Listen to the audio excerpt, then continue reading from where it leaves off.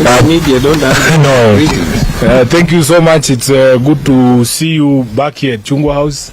Maybe I should say Happy New Year. We have not seen each other here for a long time.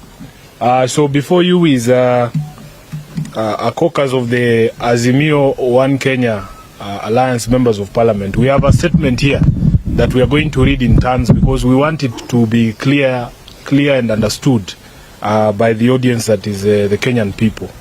So I will start off here with me. Mheshimiwa Nabii Nabwera is the Member of Parliament for Lugari. Then we have Mheshimiwa Anthony Oluoch, he's a Member of Parliament for Mathare constituency.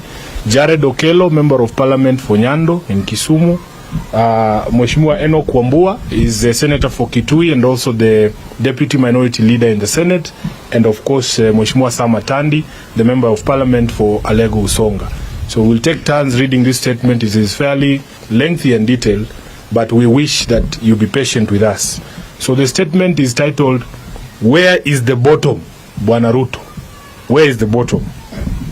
Ladies and gentlemen, we come before you as a caucus of the Azimio One Kenya Alliance, drawn from both houses of Parliament, who have seen the need to seek answers on pressing economic and governance matters on behalf of the citizens of Kenya. We have a shared concern that Kenyans are being lied to and taken round in circles, particularly on the issue of the economy. While we will continue participating in the public barazas where the issue is equally being canvassed, we want to bring this matter more decisively to the public discourse. Where need be, we will take it ourselves to government offices if that can help us get coherent and believable answers on the matter of the economy, which we can then share with the citizens of Kenya. Although we want to address ourselves to the present situation, we wish to present some brief historical facts for purposes of context. This is not the first time Kenya's economy has gone to the dogs. When the National Rainbow Coalition took power in December of 2002, the economy was at its lowest. It was growing at about 1%. The World Bank, the IMF, and most bilateral lenders had cut funding for Kenya. Tourism had collapsed, the road network had collapsed, infrastructure was in tatters, corruption was at its highest as the only thriving industry in the country. There were no decent jobs for university graduates, businesses had cut costs to the bone, including a series of massive layoffs. Banks typically charged about 30% for individual borrowers seeking 30% interest for individual borrowers looking for a loan. Majority of the Kenyan masses could not easily open a bank account. Tarmac roads were impassable and being repaired with maram. Getting a telephone line was a nightmare. Those on the waiting list to get a telephone line at that particular period in time were estimated to be in the range of 500,000 customers. But NAC did not set about writing a book of lamentations about how bad the situation was. NAC did not set about telling people how bad the situation in the country was. The people were already feeling that the situation was bad. Instead, the new regime set about programs to ensure that the people started benefiting from the electoral victory. Within months of coming to power, the NAC government presented the country with a result-based program of priority government actions designed to meet the medium-term objectives of economic recovery strategy for wealth, employment, and creation. I will let my brother Enoch Wambua proceed from there. Thank you. To address the economic stagnation, NAC targeted the strengthening of the microeconomic framework. They unveiled a more responsible fiscal policy. They unleashed the private sector to participate in investment, particularly in the productive sectors, and especially in infrastructure development and maintenance. To improve equity and reduce poverty, NAC unveiled a program focused on universal free primary education, improved access to basic health, expanded productive capacity in agriculture, and the development of the then overlooked arid and semi-arid areas of the country. The Rainbow Coalition further focused on upgrading the living conditions of urban dwellers through the slum upgrading program. To enhance governance, Rainbow embarked on far-reaching reform of the judiciary, a strengthening of the rule of law and security, improvement in the prisons, police, and implementing reforms in public administration. The Rainbow Coalition shared with the country and the international community a spelled out plan to ensure its program could be funded in a sustainable manner. At some stage, the economic recovery strategy investment activities were revised and reprioritized, and the implementation cost brought down from Kenya shillings 706 billion as originally indicated to Kenya shillings 340 billion. The program that Rainbow presented to the country spelled out priority programs, identified key activities within each program, provided budgetary estimates and financing gaps within the overall resource envelope, laid out the implementation timetable, and committed to a set of monitorable targets. A prioritization workshop was held where all the activities in the logical framework of the program were prioritized in line with the sector objectives. The Rapid Result Initiative was launched. It is these sets of government organization that quickly made Kenyans be polled as the most optimistic people in the world upon the arrival of the NAC administration. Within the first 3 months, NAC's promise of free national primary education had taken off. Prison reforms had taken off. Anti-corruption measures were in place. Reforms to the judiciary were in place. A code of ethics for public service was in place. By the end of 2003, an economy that was growing at less than 1% had picked up to 1.3%. By 2004, the economy grew by about 4.3%, then shot up to 5.8% in 2005. I'll let my colleague continue from there. I thank you. Without much coercion and drama, the Kenya Revenue Authority began to report a significant increase in tax collection. A prolonged era of low interest rates followed, allowing Kenyans to get bank loans and change their lives. For the cabinet, former President Kibaki assembled an impressive team of reformers who had the ability to turn around the economy and the institutions that had suffered as a result of neglect and corruption. Let's end the history there and turn to the present situation. There is no doubt the economy is in bad shape, but there is also no doubt that it is not worse than what the Rainbow Coalition inherited in 2002 and turned around in a matter of months. Today, months after Kenya Kwanza came to power, day in, day out, we are bombarded how badly things were when the Kenya Kwanza regime took over.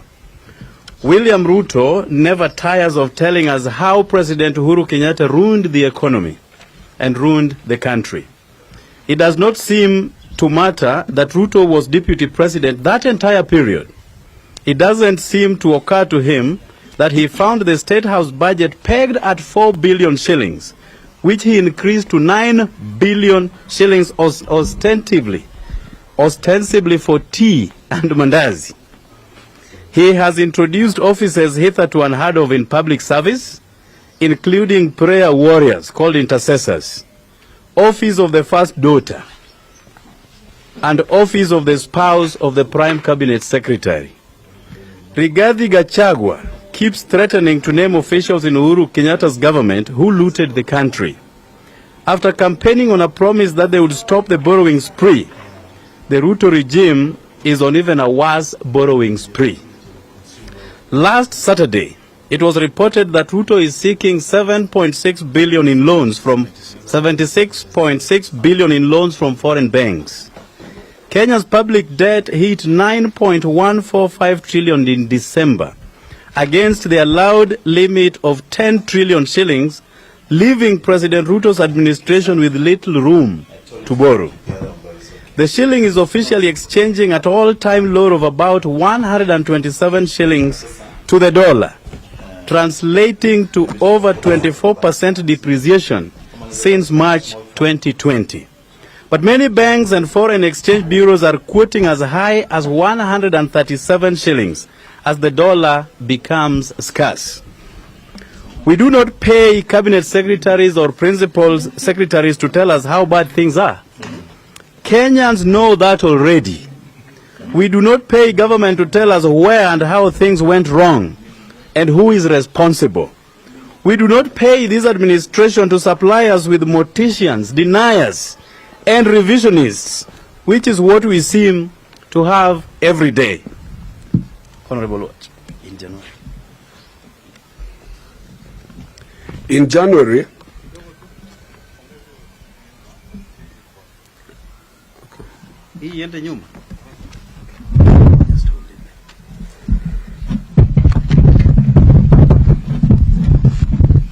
are we okay?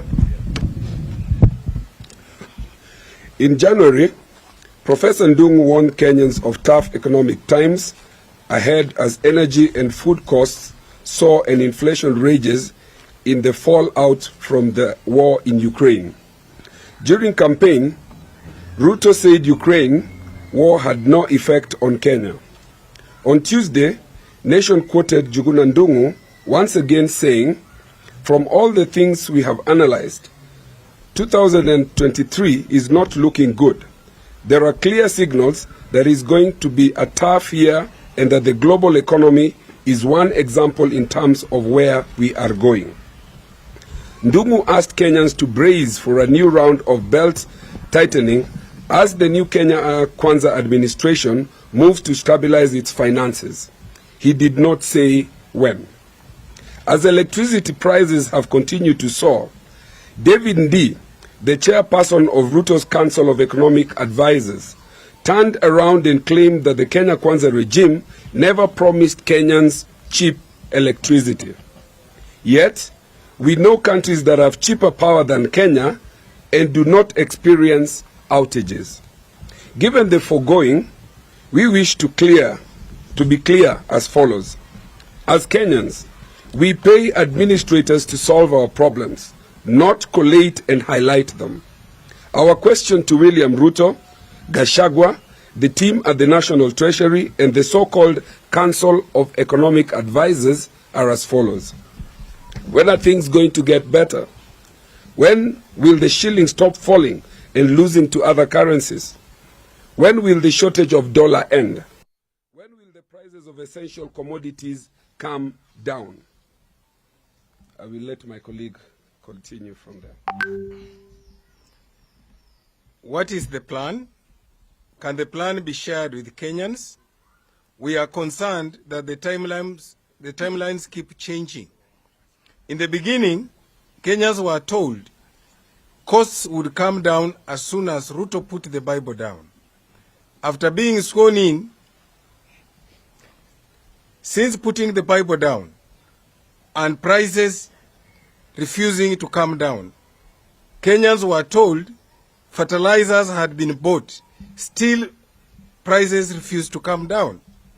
Then we were told Kenya has licensed GMO foods, still prices refused to come down, and the economy refused to pick up. Then we were told to wait for 6 months. Each time the months arrive, the goalpost shifts again. We want answers, and if they do not come in the next few days, we'll have no option but to lead our supporters into these offices for answers. We will follow these officers anywhere and everywhere for answers and not warnings. You should be aware that we even have junior secondary, which is having teething problems.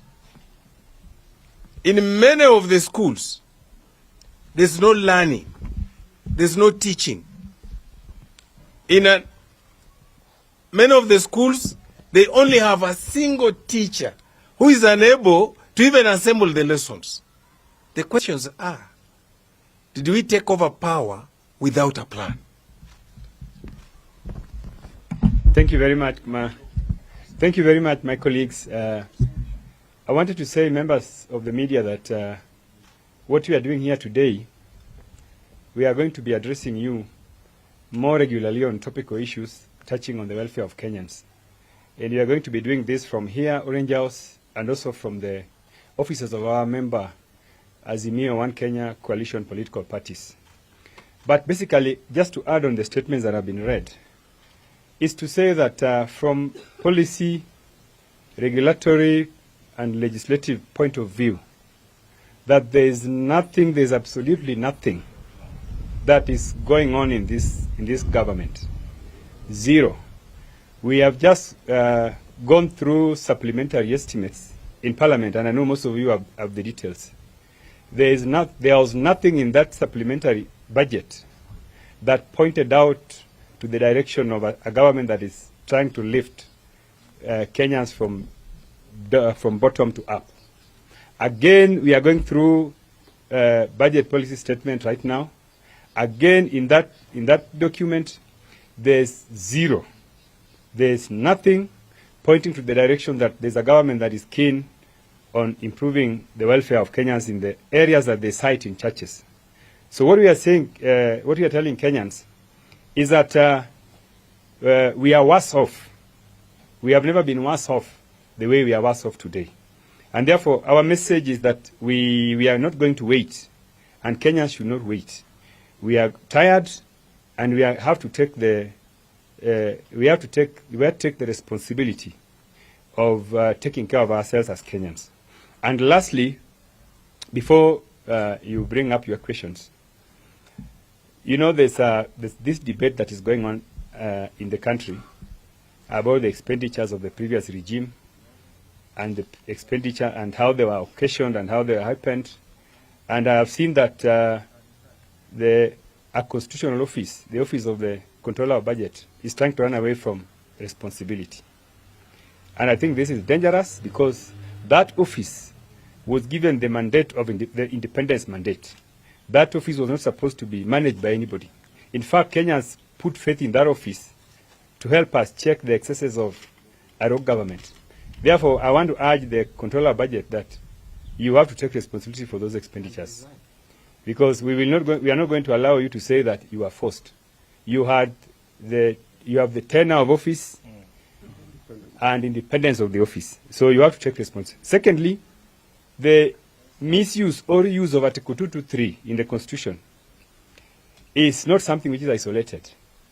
And actually, if you look at the records of expenditures since Mr. Ruto took over the reins of power, you will realize that they have spent more resources using Article 223 than even what was spent previously.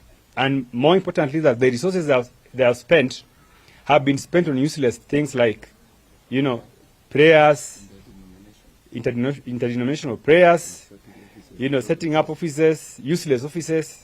You know, the deputy, Mr. Gachagua has spent more resources than any other officer. And you know, the value he has to this government is zero. The only value he has to this government is dowering. I've said this before. So what we are saying is that this article is being abused by this regime.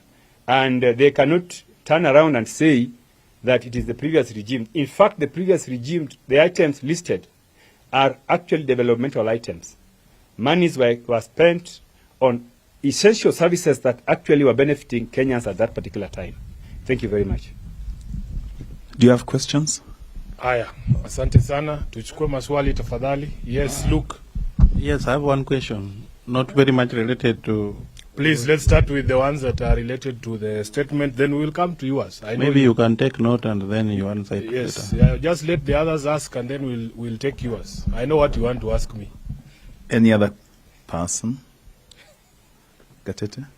That means the statement was comprehensive. People don't have any questions. I like that. Bwana SG, Yes. Gatete from Citizen. Yes, A Gatete. question.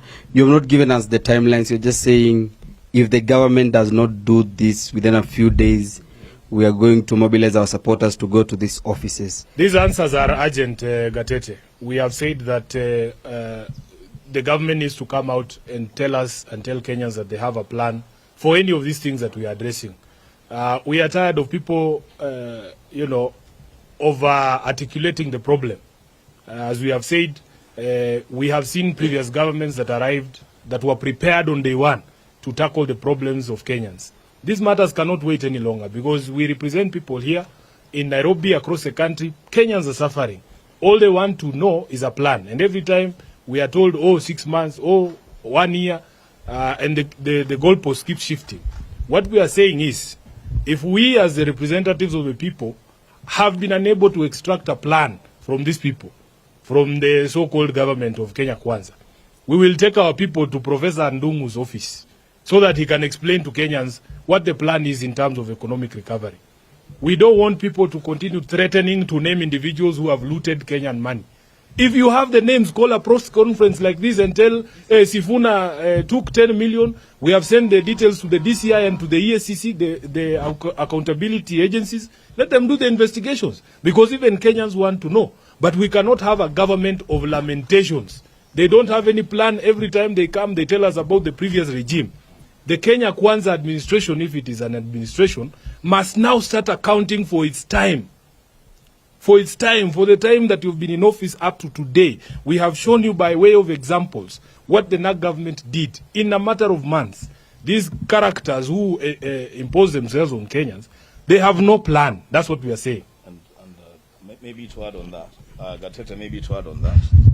No, this issue of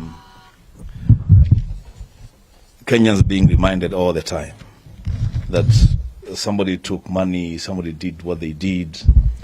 As you pursue that line, which is okay. If somebody stole money, then go for those people. But as you do that, tell us what you're doing with the money that you're collecting now. Because you're collecting money now. Yeah, you're collecting money now. When you came into power, by whichever means you did, the previous government had subsidies for basic commodities. You lifted those subsidies. What are you doing with that money? We need to see you doing something, not always complaining. Thank you. Okay, any other question? Mheshimiwa, when Mheshimiwa was talking about the control of budget, I had Mheshimiwa Oluoch calling for her resignation. Maybe you can clarify that. We will address matters in the statement first. There are no more questions. Can we come to... SG, very quickly. John from KBC. Yes, John. Once again, timelines. You've said few days. What are we looking at when we talk about days? You are aware that there are various programs that are going to be announced by the coalition. Part of that program will be announced tomorrow. Right. Yes. Look, now I think we are done with the statement. Let's hear yours. I'm sure ni mambo ya maandamano. Yes, maybe what Kenyans are expecting, because the 14-day ultimatum is lapsing tonight, what should Kenyans expect tomorrow? Yes, we were with Baba at the Senate yesterday, and he spoke to the media and told you to be patient. There will be a media address similar to this one tomorrow to set out the next course of action that we will be taking as a coalition. So I believe that's the end of it. Now this one, Vincent Oduor from NTV. Yes, Vincent. We know the deadline is elapsing to today midnight, and yesterday there were reports that an emissary was sent by President Ruto to try and set up a meeting with the former President Uhuru Kenyatta, and the former president flatly refused, and they used his cousin Kungu. I don't know if where are you getting that, because I don't think any one of us here is aware of what you are discussing. It was an exclusive information that I had. I don't know if you guys are aware of, or in fairness to us, allow us to answer things that are within our knowledge. But from that point of view, are you, Vincent? Is there anything coming from the other side with regards to the deadline? Vincent, we will be speaking to the country tomorrow as the Azimio coalition upon expiry of the deadline to set out the next course of action. Is there any other question? Yes. No, it's okay. We can go the whole day if you want. Thank you. The Azimio coalition, which when you won an election, some of your members, we are seeing them going to State House.